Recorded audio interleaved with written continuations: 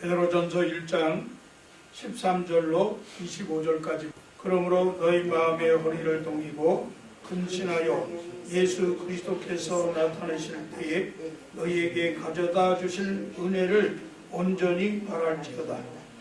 너희가 순종하는 자식처럼 전에 알지 못할 때에 따르던 너희 사욕을 본받지 말고 오직 너희를 부르신 거룩한 이처럼 너희도 모든 행실에 거룩한 자가 되라. 기록되었으되 내가 거룩하니 너희도 거룩할지어다 하셨으니라. 외모로 보시지 않고 각 사람의 행위대로 심판하시는 이를 너희가 아버지라 부른즉 너희가 나그네로 있을 때를 두려움으로 지내라. 너희가 알거니와 너희 조상이 물려준 헛된 행실에서 대속함을 받은 것은 은이나 금같이 없어질 것으로 된 것이 아니라 오직 흠없고 점없는 어린 양 같은 그리스도의 보배로운 피로 된 것이니라. 그는 창세전부터 미리 알리신 바 계신 이느냐 이 말세에 너희를 위하여 나타내신 바 되었으니 너희는 그를 죽은 자 가운데서 살리시고 영광을 주신 하나님을 그리스도로 말미암아 믿는 자니 너희 믿음과 소망이 하나님께 있게 하셨느니라. 너희가 진리를 순종함으로 너희 영혼을 깨끗하게 하여 거짓이 없이 훈계를 사랑하기 이르러 마음으로 뜨겁게 서로 사랑하라. 너희가 거듭난 것은 썩어질 시로 된 것이 아니요 썩지 아니할 시로 된 것이니 살아있고 항상 있는 하나님의 말씀으로 되었느니라. 그러므로 모든 육체는 풀과 같고 그 모든 영광은 푸른꽃과 같으니 푸른 마르고 꽃은 떨어지되 오직 주의 말씀은 세세토록 있도다 하였으니 너희에게 전한 복음이 곧 이 말씀이니라. 아멘. 우리가 받은 구원이 성부 하나님, 성자 하나님, 성령 하나님의 역사와 능력으로 이미 계획되어졌고 지금도 진행되고 있으며 수많은 시련과 또 시험 가운데서도 우리를 불로 연단해서 하늘에 간직한 썩지 않고 더럽지 않고 쇠하지 아니하는 하늘의 유업을 장차 얻을 때까지 하나님의 능력으로 보호를 받는다. 그렇게 말씀했습니다.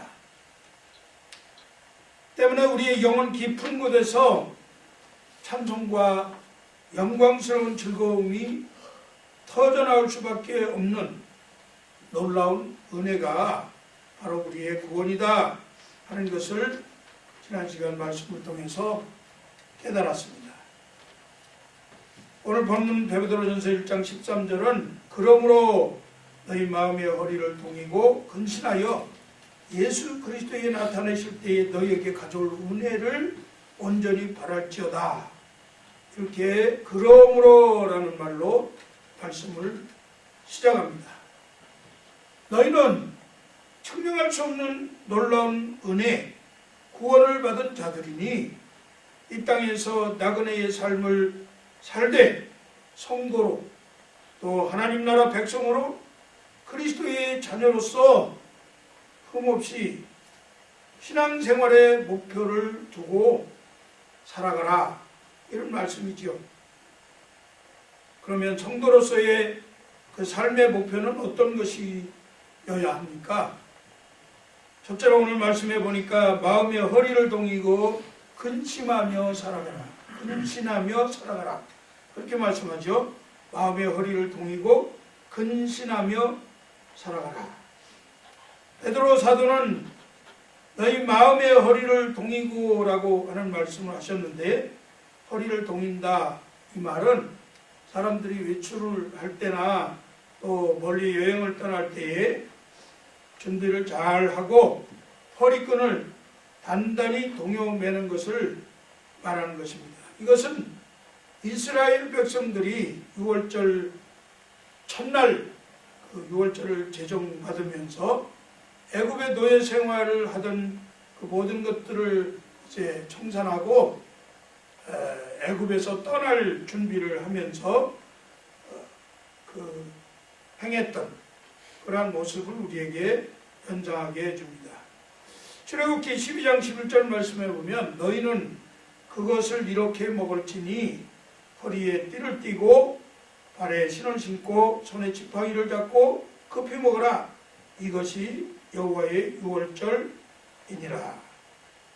어린 양을 잡아서 이제 그 피를 문설주에 바르고 고기는 불에 구워서 먹되 쓴나물과 함께 먹으면서 허리띠를 띠고 신발을 신고 지팡이를 짚고 이렇게 여행을 갈 것처럼 준비하고 먹으라.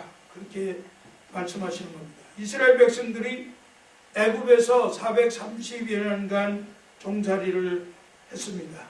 이제 하나님의 언약대로 이 출애굽을 하게 되었는데 하나님께서 마지막 10번째 재앙을 짐승이나 사람이나 간에 초태생의 모든 수컷 다 장자가 죽임을 당하는 이런 재앙을 바로와 애굽 전역에 내리셨습니다.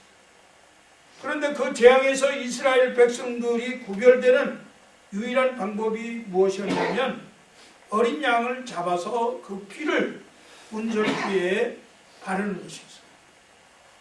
그리고 그 희생된 어린 양의 고기를 불에 구워서 먹을 때 허리에 띠를 띠고 발에 신을 신고 손에 지팡이를 잡고 신호만 떨어주면 언제든지 곧바로 달려나갈 수 있도록 만반의 준비를 하고 급히 먹었던 것입니다. 이것이 이제 유월절 시작입니다. 왜 이렇게 음식을 먹어야 했습니까? 바로 떠나야 하기 때문에 그렇습니다. 이 영적인 의미에서는 우리의 모든 죄악된 삶 속에서 하나님이 우리를 구원을 베풀어 주실 때 즉시로 떠나기 위한 그런 준비를 하는 마음으로 허리에 동이고 이렇게 준비하고 가는 거죠. 구원은 세상에서의 삶에서 하나님의 통치로 옮겨지는 과정을 말하는 것입니다. 허리를 동인다 이런 것은 바로 세상적인 삶에서 하나님 나라의 영역으로 이동하기 위한 과정, 다시 말해서 육체적인 정결 그리고 영적인 거룩 이러한 모습들을 준비하는 과정을 말해주고 있는 것이다 하는 것이죠. 그러면 예수 믿는 성도들이 마음의 허리를 동인다는 것은 어떻게 하는 것입니까? 그리고 우리가 지금 현재 우리의 마음의 허리를 동이고 살고 있습니까? 어떻게 살고 있습니까? 마음의 허리를 동인다 하는 것은 모든 행실에 근신하라는 의미와 같습니다. 정신을 차리고 깨어있으라는 것입니다.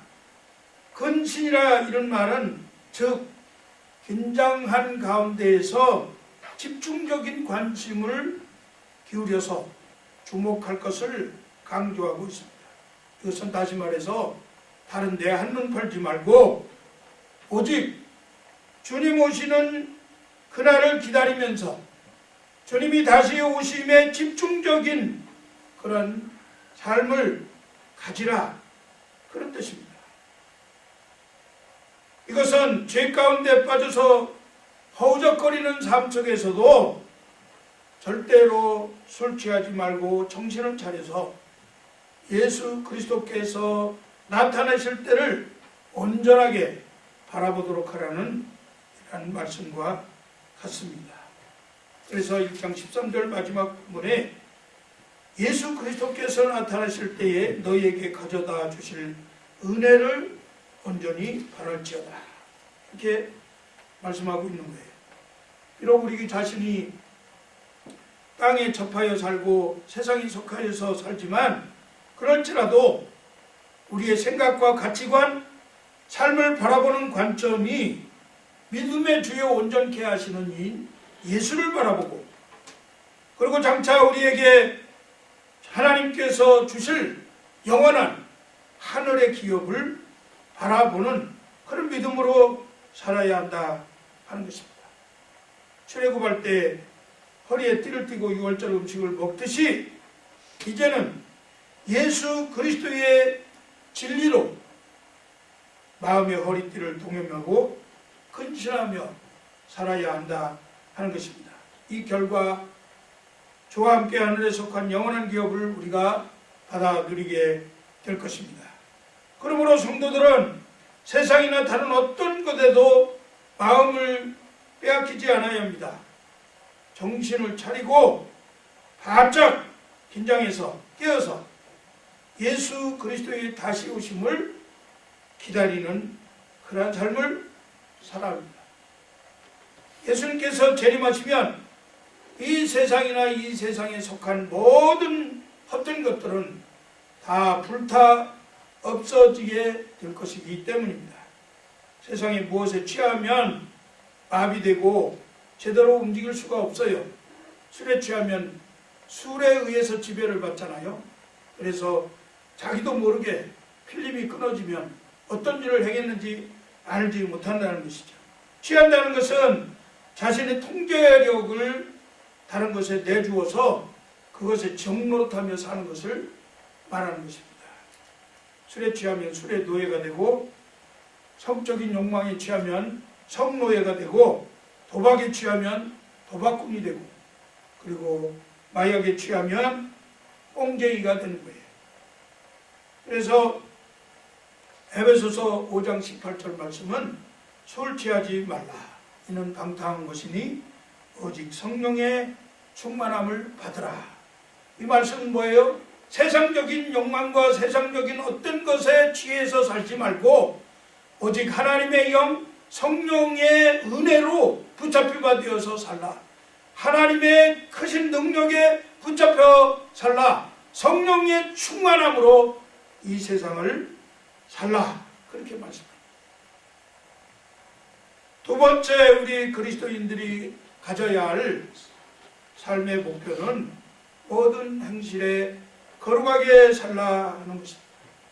오늘 베드로전서 1장 14절 16절 이하의 말씀에 너희가 순종하는 자식처럼 전에 알지 못할 때에 따르던 너희 사욕을 본받지 말고 오직 너희를 부르신 거룩한 이처럼 너희도 모든 행실에 거룩한 자가 되라. 기록하였으되 내가 거룩하니 너희도 거룩할지니라 하셨느니라. 여기서 거룩하라 이렇게 한 것은 우리가 노력해서 거룩해지는 것을 말하는 것이 아닙니다. 하나님께서 거룩하라고 하신 이 말씀은 하나님께서 전능하신 능력으로 반드시 그렇게 거룩하도록 만들고 마시겠다고 하는 하나님의 거룩한 의지를 표현한 것이다. 하나님께서 미리 아신 자를 성령으로 구별해서 예수 그리스도의 피뿌림을 얻게 하심으로 정결하게 하시고 그리고 하나님과 같이 거룩한 자들로 세우는 것이 이것이 거룩이고 썩어질 세상에서의 구별이라고 말씀하고 있는 것입니다. 우리가 구속함을 받은 것은 금이나 은같이 없어질 보배로 된 것이 아니라고 말씀했습니다. 우리의 노력이 아니라는 것이죠. 돈 주고 살 수 있는 것이 아니라는 것이죠. 오직 흠없고 점없는 어린 양 같은 예수 그리스도의 보배로운 피로 된 것이라 하는 것이죠. 그래서 우리가 찬송했잖아요. 금이나 은같이 없어질 보배로 구속함 받은 것 아니요.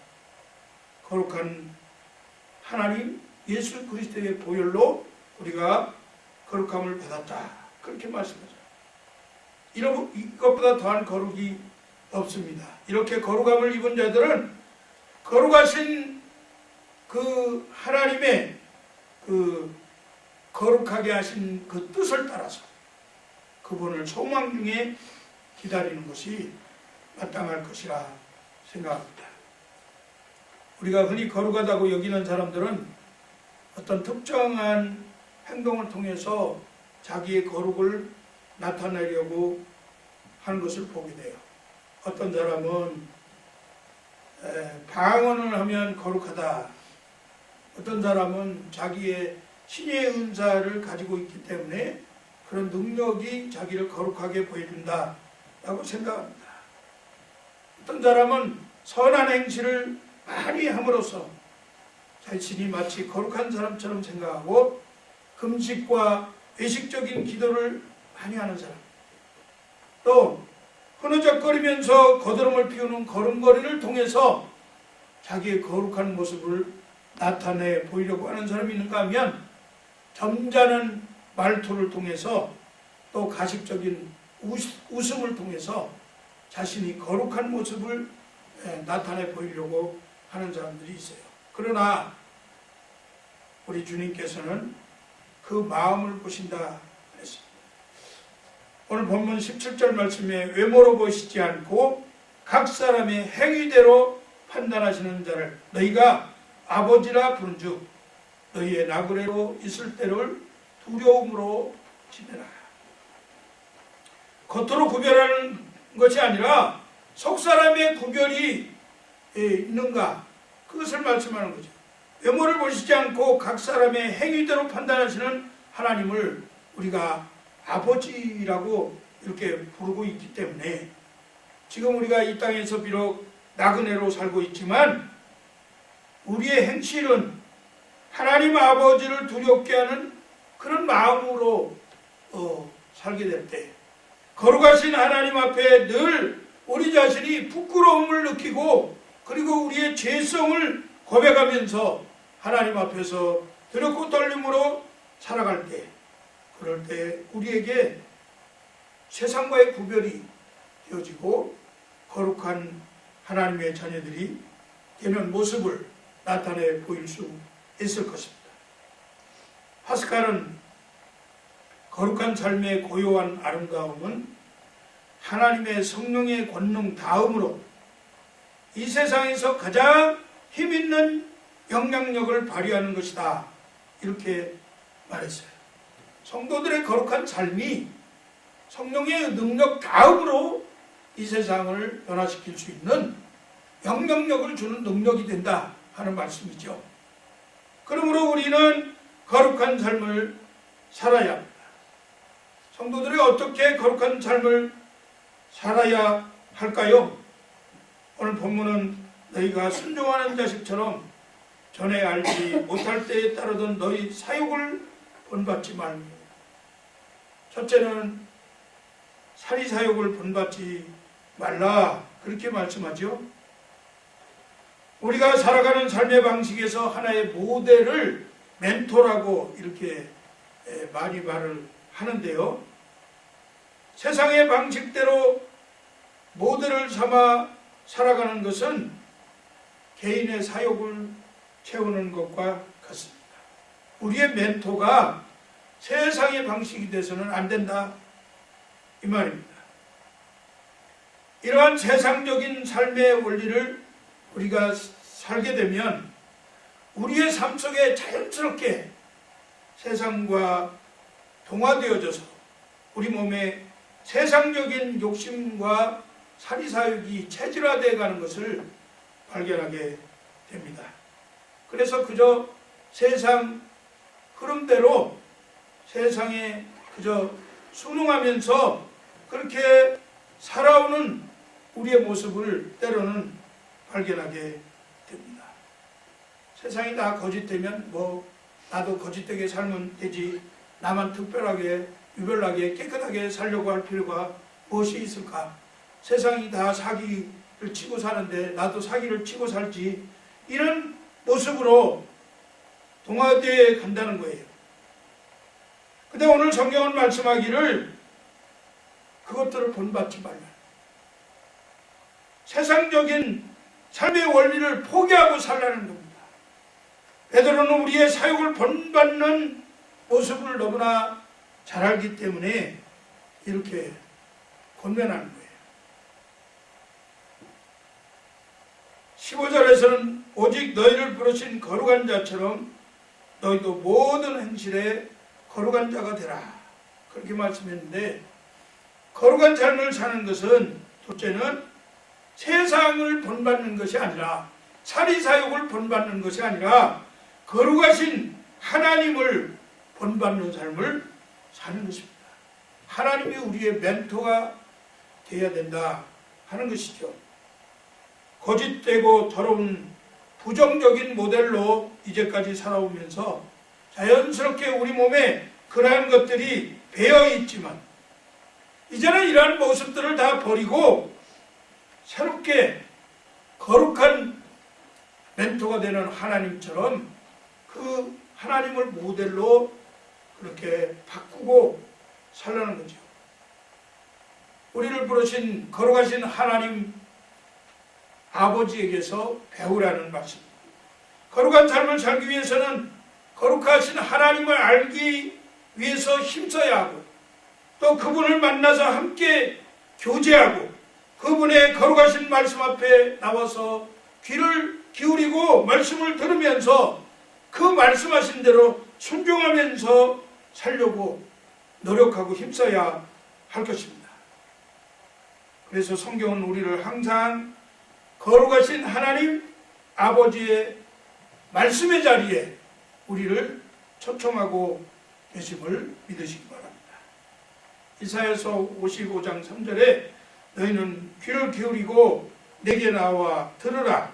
그리하면 너희 영혼이 살리라. 그렇게 말씀하셨습니다. 세상을 본받고 살면 우리 영혼은 죽습니다.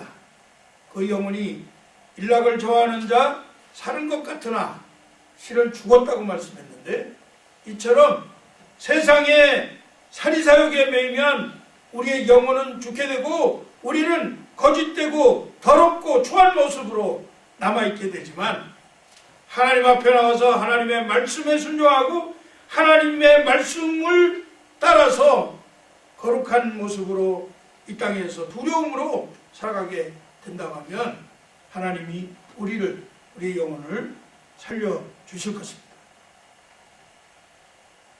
세 번째 우리가 성도로서 목표를 가지고 살아야 하는 것은 우리가 얻게 될 은혜를 소망하며 살아야 한다 하는 것입니다.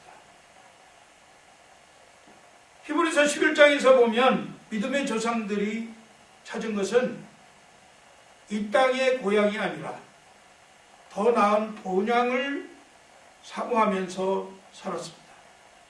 믿음의 선진들은 더 나은 본향을 사모했기 때문에 이 땅에서는 외국인처럼 나그네처럼 잠시 지나가는 여행객처럼 그렇게 간단하게 살았다 하는 거예요. 세상에 미련을 두지 아니하고 이곳에 정착하려고 하지 아니하고 더 나은 본향 하나님이 주실 하늘의 기업을 바라보면서 소망하면서 장차 우리에게 나타날 우리가 얻게 될 은혜를 소망하면서 그렇게 살았다고 하는 것입니다.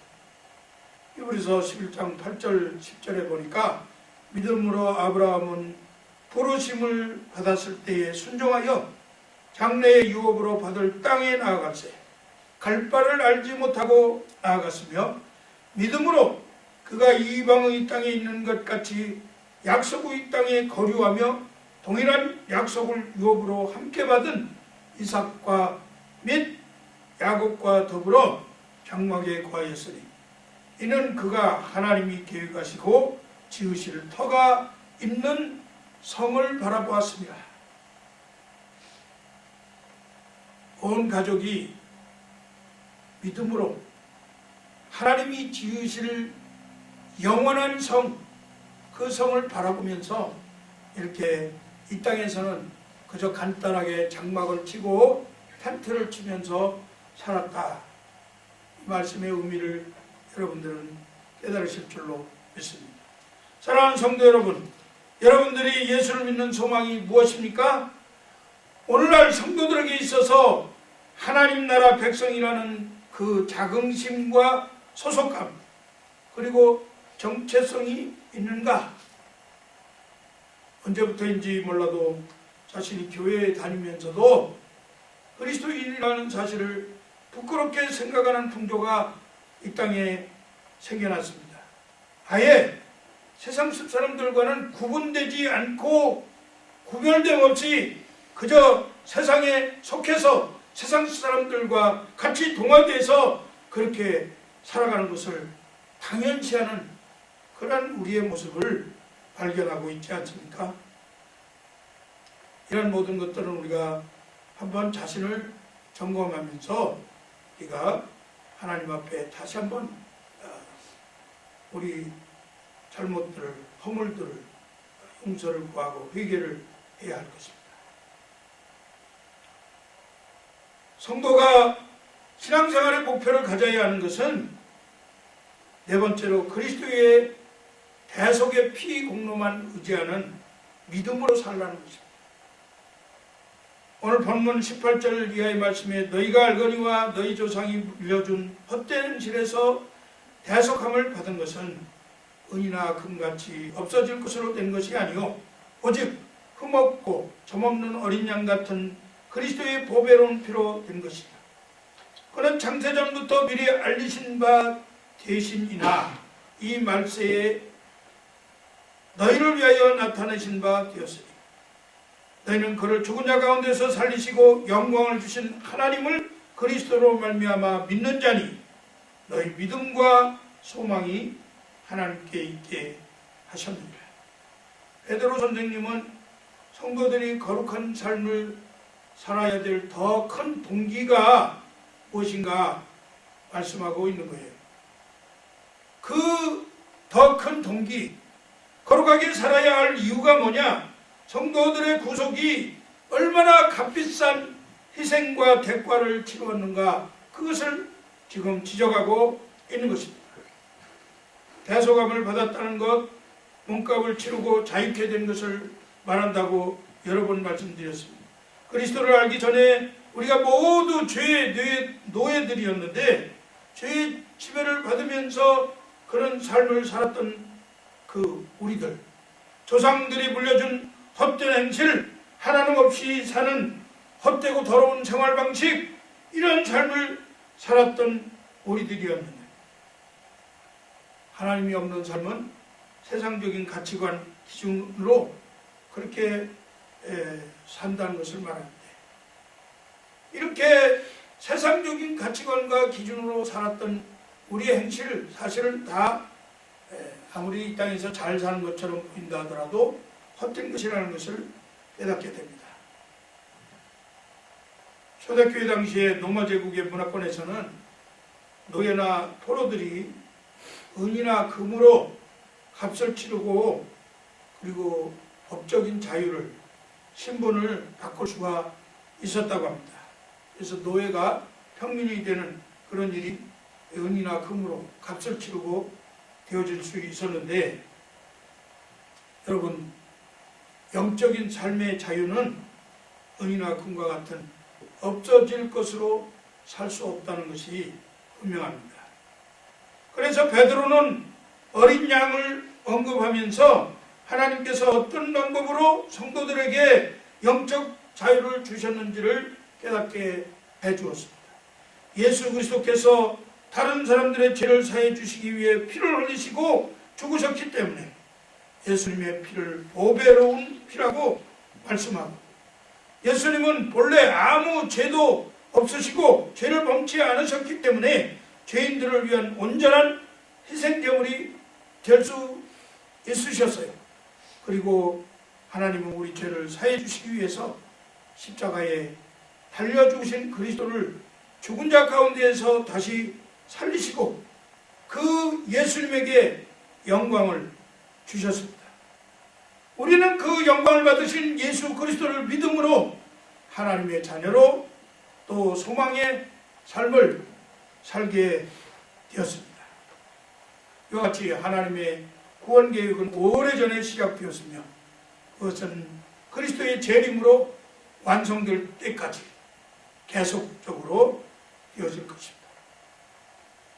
예수 그리스도의 보혈의 공로를 의지하고 그 보혈을 믿는 자녀들에게 하나님은 놀라운 자유함을, 영적인 해방을 우리에게 허락해 주실 것입니다. 그리고 다섯 번째는 말씀에 순종함으로 서로 뜨겁게 사랑하면서 사는 것이 성도의 삶의 목표라 하는 것입니다. 오늘 본문 1장 22절에서 25절 말씀은 너희가 진리를 순종함으로 너희 영혼을 깨끗하게 하여 거짓이 없이 형제를 사랑하기에 이르렀으나 마음으로 뜨겁게 서로 사랑하라. 너희가 거듭난 것은 썩어질 씨로 된 것이 아니요 썩지 아니할 씨로 된 것이니 살아있고 항상 있는 하나님의 말씀으로 되었느니라. 그러므로 모든 육체는 풀과 같고 그 모든 영광은 푸르이 꽃과 같으나 푸른 마르고 꽃은 떨어지되 오직 주의 말씀은 세세토록 있도다 하였으니 너에게 전한 복음이 곧 이 말씀이니라. 그리스도인들은 진리에 대한 이 복음에 순종함으로써 영혼을 깨끗하게 하여서 거룩한 새 사람이 되어 거짓 없이 형제를 사랑하는 사람이 된 줄로 믿습니다. 요한복음 13장 34절 35절에 새 계명을 너희에게 주노니 서로 사랑하라. 내가 너희를 사랑하는 것 같이 너희도 서로 사랑하라. 너희가 서로 사랑하면 이로써 모든 사람이 너희가 내 제자인 줄 알리라. 예수님의 사랑의 모습을 우리가 통해서 사랑을 배우는 것입니다. 예수님이 우리를 자기 목숨을 버려서 죽기까지 사랑하신 것처럼 우리도 그렇게 사랑하라는 말씀이에요. 내가 너희를 사랑한 것 같이 너희도 서로 사랑하라. 이 사랑이 참으로 얼마나 어려운지 모르겠어요. 죽음을 내놓고 사랑해야 되잖아요. 목숨을 내놓고 사랑해야 되는 사랑이니 그 사랑이 쉽지는 않지요. 그렇지만 주님이 명령하셨으니 그렇게 뜨겁게 거짓없이 사랑하면서 살려고 하는 것이 우리 성도들의 삶의 목표가 되어야 된다 하는 것입니다. 거짓없이 라는 말은 불순한 동기가 있어서는 안 된다는 것을 말합니다. 그리스도를 통하여서 얻은 새 생명은 썩어질 씨로 된 것이 아니라 썩지 아니할 씨로 된 것이기 때문에 영원한 것입니다. 우리의 생명은 영원해요. 베드로는 이 씨앗의 비유를 들어서 살아있고 항상 있는 하나님의 말씀이라고 설명을 했습니다. 하나님의 진리의 말씀인 복음이 믿는 자의 마음에서 싹이 나서 전적으로 새로운 생명으로 싹트고 그리고 이 태어난 새 생명은 영원하게 될 것입니다. 풀이나 꽃 같은 이 자연문들을 잠시 아름다움을 나타낼 수 있지만 그 기간이 매우 짧지요. 그 같은 것들을 시들어서 곧 없어져 버리고 말아요. 반면에 우리 주님의 말씀, 진리는 우리를 거듭나게 하신 이 복음은 세세토록 영원하게 될 것입니다. 그래서 너에게 전한 복음이 곧 이 말씀이라고 말씀하는 거예요. 이 복음을 믿는 자들의 마음에 심겨질 때 새로운 생명으로 싹이 나서 그 생명이 영원하게 되어지고 우리는 영원한 구원을 얻게 되는 것입니다. 우리 그리스도인들을 거듭나게 하신 이유가 두 가지 있어요. 하나는 영원한 생명을 누리는 것이고 또 하나는 하나님의 의와 진리를 따라서 거룩한 삶을 살도록 하시기 위해서 우리를 거듭나게 하셨다는 겁니다. 이제 말씀을 맺으려고 합니다. 사랑하는 성도 여러분, 흔히 세상 사람들 취하지 않으면 제정신으로는 살기 어려운 세상이라고 말들을 합니다. 성도와 교회는 어떻게 이런 유혹과 시험에 걸림돌이 많은 세상 속에서 취하지 않고 정신을 차리면서 살아있는 소망에 온 마음의 허리를 동이고 살아갈 수 있을까요? 그 원리는 첫째, 세상에 대하여 하나님을 따라 거룩한 사람으로 점점 변해가는 것이고 둘째는 하나님을 경외함, 두렵고 떨림으로 의지하면서 구원을 이루는 삶을 사는 것일 것입니다. 이전에 행하던 습관, 형식, 방식에 동화되어서 사는 것이 아니라 우리를 부르신 거룩하신 하나님의 목적을 따라서 허리를 동이고 근신하면서 거룩한 예수 그리스도를 본받고 장차 누리게 될 은혜를 소망하면서 예수 그리스도의 보혈을 의지하는 믿음으로 거짓없는 형제를 사랑하는 삶을 사는 것입니다. 영광 중에 우리에게 오실 영원하신 어린 양 예수 그리스도의 보혈과 대속의 은혜로 우리가 죄에서 해방되어 진리 안에서 자유함을 얻었기 때문에 하나님의 자녀로 하나님을 경외하면서 썩지 않고 더럽지 않고 쇠하지 아니하며 항상 살아있고 우리를 거듭나게 하시는 하나님의 말씀으로 세상을 승리하면서 살아가는 귀한 우리 그레이스 라이프 안인교회 성도들이 되시기를 주의 이름으로 축복합니다.